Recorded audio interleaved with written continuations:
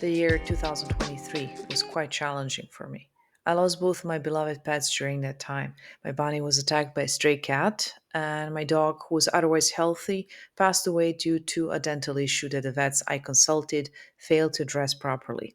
I was devastated by the loss of my dog Snoopy, as I was deeply attached to him, and it felt like losing a family member. In Spain, bunnies and parrots have become considered exotic pets and are no longer available in stores. Initially, I thought about getting a single female duck as a pet. However, after unintentionally acquiring a drake, I quickly realized that it would be cruel to just keep one duck. So I decided to get another one. I chose runner ducks not only because I found them beautiful and interesting, but also because they are known for their egg production and resilience to diseases. I have a love for all animals, regardless of their size, and while I have always liked birds, I never wanted to keep them caged.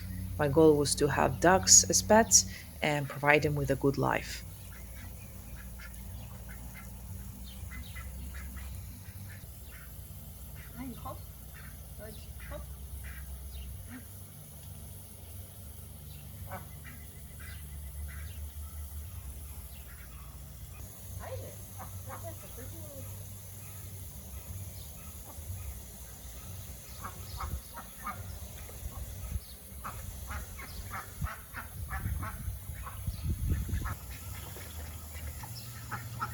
He's so happy.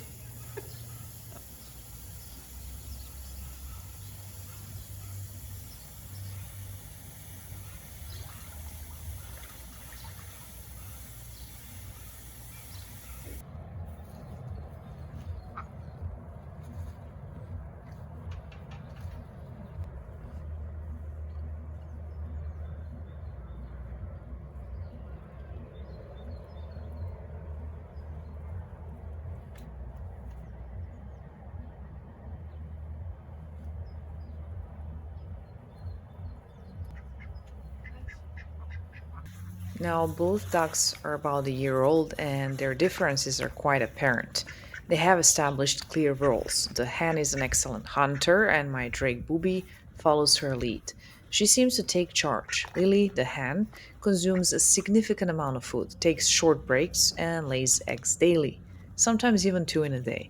In contrast, Bubi eats much less and shows no interest in snails, which Lily eagerly devours. Bobby's role appears to be that of a protector for Lily, acting like a soldier to ensure her safety and that of any offspring. He consistently asserts his position as the alpha male. His have a strong odor, and Lily can be quite loud at times when she wants something. She becomes very vocal, which isn't ideal if you're concerned about disturbing the neighbors.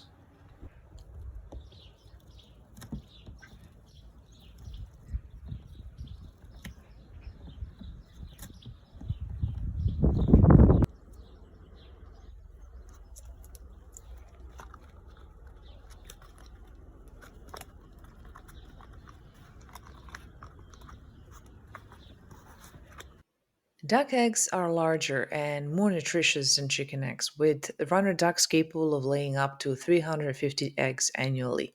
The color of the egg yolk can vary based on the duck's health and diet.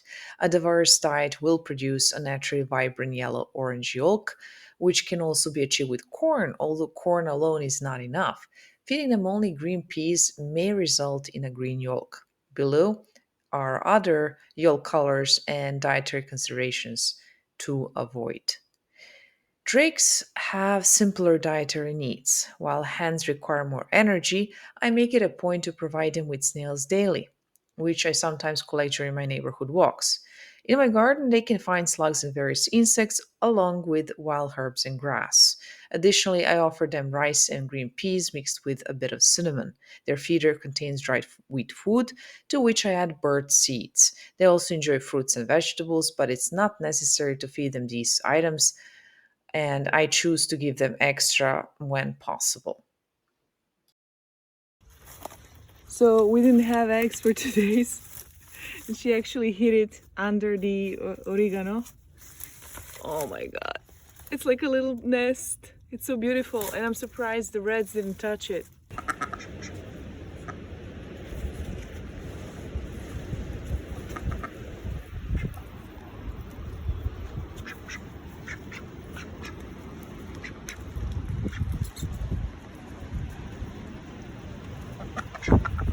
Nie ma misia, nie ma misia. Se pojela.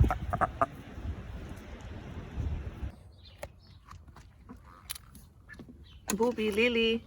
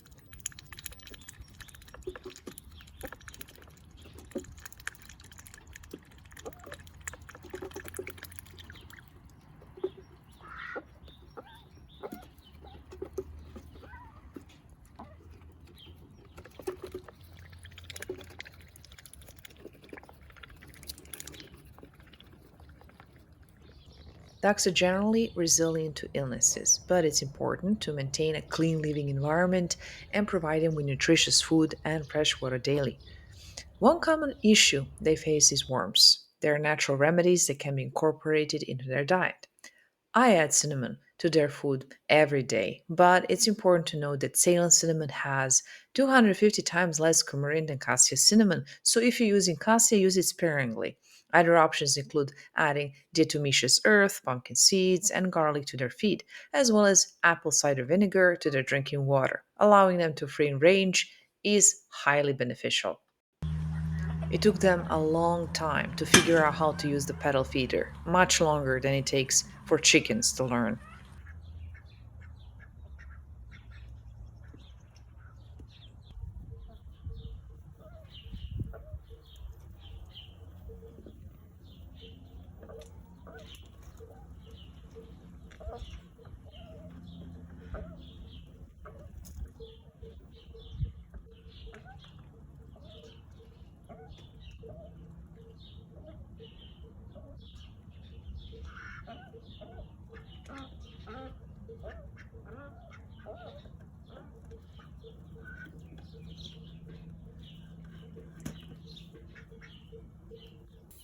To improve stability, I added legs and glued rubber to make it easier for them to step on.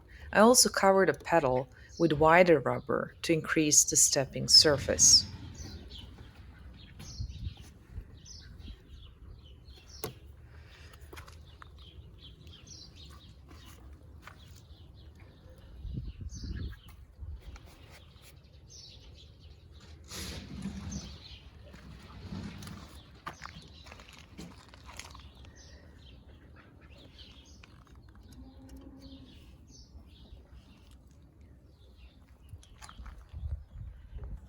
I came up with the idea for the water holder because they would often run and spill the water and food.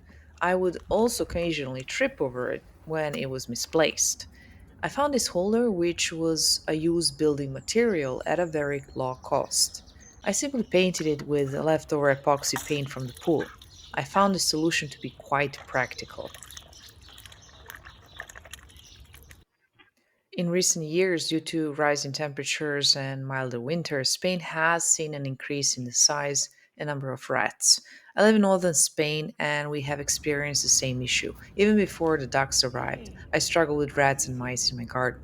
Unfortunately, I also had problems with stray cats that killed the shrews in my garden, which I loved having because they contribute to a healthy ecosystem. Because of the rats, I had to place rocks on the top of the feeder since they learned to use it before the ducks did. I would find red droppings and sometimes even catch them inside.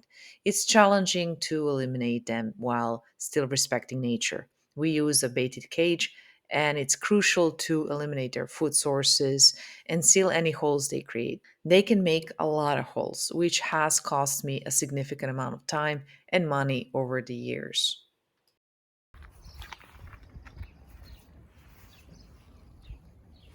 I keep my dogs outside as much as possible, letting them roam until dark. For their safety, I would put them in the house with the wood shavings for bedding. Now, I have a large cage for them that provides more space for them to move around and includes food and water. They primarily use it for sleeping on warmer days, but it's also useful during heavy rain when everything gets flooded.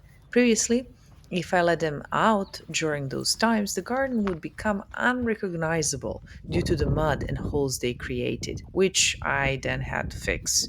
This is why I decided to get the cage.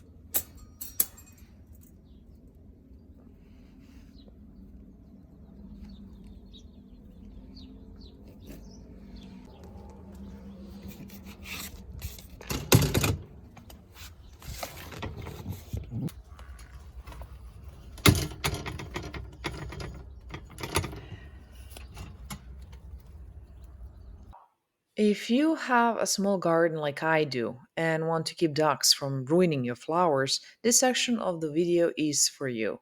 I spent some time figuring out the best height and type of the fence to use. The most crucial factor is ensuring they're well fed and have enough food. The fence I use is about 40 centimeters tall with 35 centimeters above the ground. Additionally, planting bushes can help deter them from entering. I also use fence covers to block their view of what's inside the garden.